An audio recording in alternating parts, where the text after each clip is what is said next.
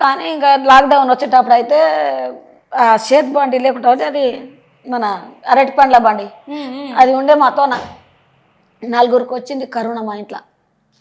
వాళ్ళ నాయనకు, పెద్దన్నకు, పెద్ద వదినకు, ఈ నడిపే అన్నకు నలుగురికి వచ్చింది చూడు. అప్పుడు మాతోన చారన పైసలు లేవు, ఎవరితో ఆడుకుంటే కూడా మాకెవరు ఇచ్చేటోళ్ళు లేరు ఆ కరోనా టైంలో. అట్లా బాధపడ్డాము. ఆ బండి దొప్పుకుపోయి కూరగాయలు అమ్ముకొచ్చినాం మేము, నేను నా కొడుకు ఇద్దరం కూరగాయలు అమ్ముకొచ్చినాం చూడు.